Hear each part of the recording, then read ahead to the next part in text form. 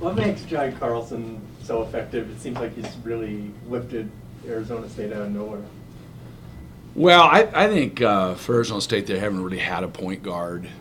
I mean, they've had some talent, but they really haven't had a guy that could run it for them. And it just kind of points out how important a good point guard is. I mean, it really does. Point guards are critical.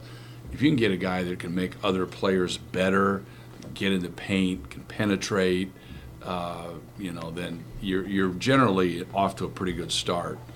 And they say he can get in the paint when he wants to. He's small. He's quick with the ball. He's got a nice game around the basket. So, and the other thing too is that the big kid Bashinsky has come along now, and he's a shot blocker. He's a presence in there. So they've really shored up the middle of their lineup, and Gordon's new, and he's turned out to be a nice player. Felix is a senior. He's had been up and down, but he's starting to come into his own. I think a large part of it is because he's got a point guard that can get him the ball, and he doesn't have to create in his own. What did the last two wins do for you guys as a team with morale, momentum, any of that? I don't know. I mean, obviously, losses kind of start to wear on you a little bit, but I think the fact that we're able to defend well enough to win helped us to maybe realize that that's got to be what we have to do. We have to be good defensively, that we just can't go out and outscore people. And hopefully that will be something that was a lesson learned. But those were not those were hard fought wins, and both games could have gone either way, but we managed to defend our way to win. So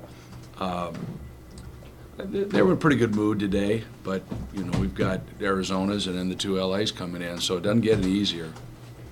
Does it help to have that experience to draw on of coming back in a close game like that? I don't know. Maybe there's a confidence factor that we can do it. I don't think your best play is to get behind. I think you should try to stay ahead. It's like somebody once said, "I'd rather be ahead than behind, rather be home than away."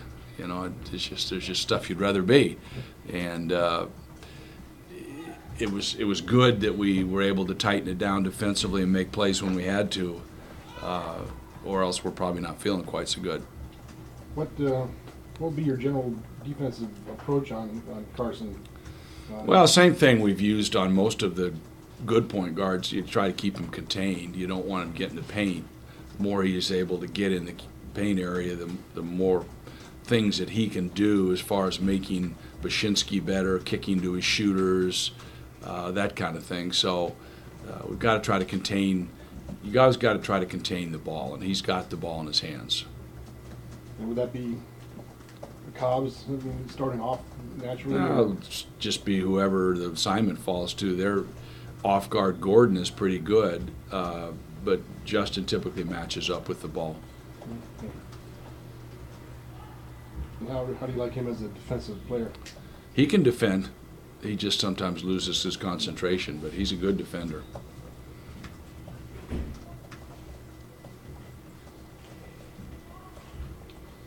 Any when you have these two games coming up this week, do you spend any time before the first game thinking about the second game at all? Well, we've got 2 days, so yeah. It doesn't. We're looking at. We'll look at the Arizona State tape. Yeah. Somebody is working on Arizona, and John's got the Arizona State scout. He's watched probably 10 games, and same thing with the Arizona game. You're watching game after game after game, kind of putting together an idea of what they do, what they need to do, and how you want to try to handle it. So we're not going to work on anything. We got today and tomorrow to get ready for Arizona State. Just any thoughts on Arizona? They're good. In general? They're good. They're another team that, had they not added Lyons, you would wonder who would run the point for them. But they added a kid that's a fifth-year player that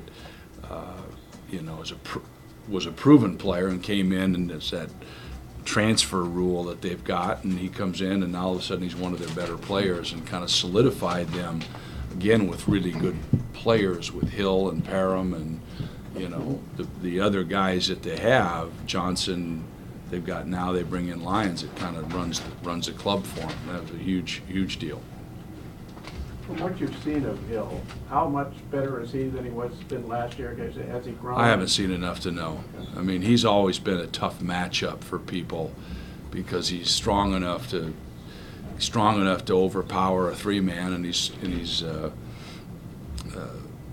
quick enough to give a 4 or 5 guy a problem. He can play away from the basket. He gets to the basket, and I think initially it was his strength that caused people problems. Now he's getting better with the things that he actually does and the plays that he makes. He's been a hard matchup for a lot of people. In the few games that he's been back with you, how is Brandon Smith then?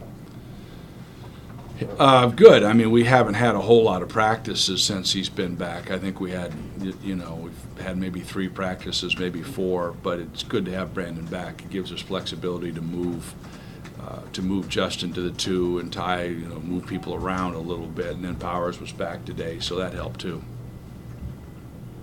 And Brandon can give you a little defensive help as well. He's tough. Brandon's a tough guy. I was really pleased with the defense that he played this past week. He did a really nice job. Got into people, and he's a tough guy. He's a guy who won't get screened, and that's one of the keys. You try not to get screened. He does a good job with that.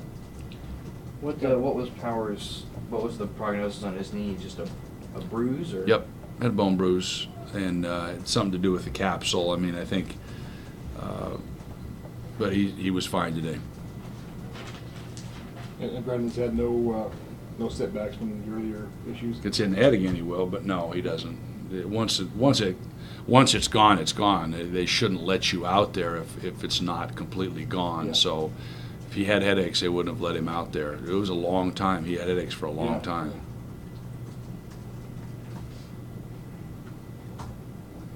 Solomon had a couple good games last week. Are you seeing Yeah. improvement with him? Yeah, I have.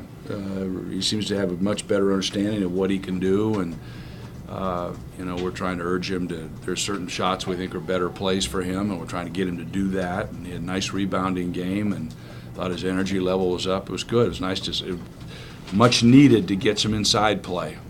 As encouraging as those games are, is it also kind of that much more frustrating when you kind of want to shake and be like, you could have done that before?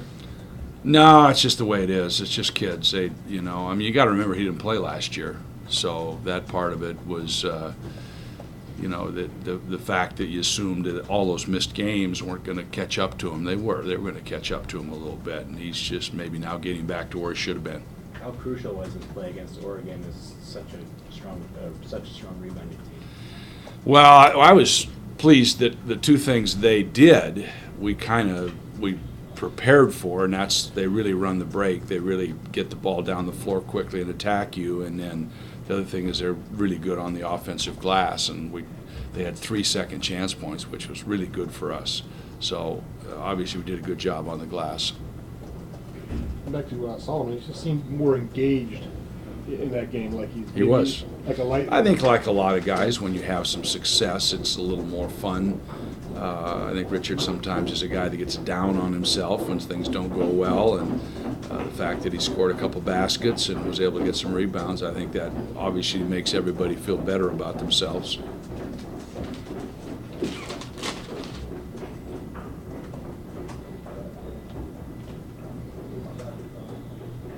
Has he turned the corner, or is that kind of not really? Guess we'll something to see. If he does for the rest of the season, I'd say yes.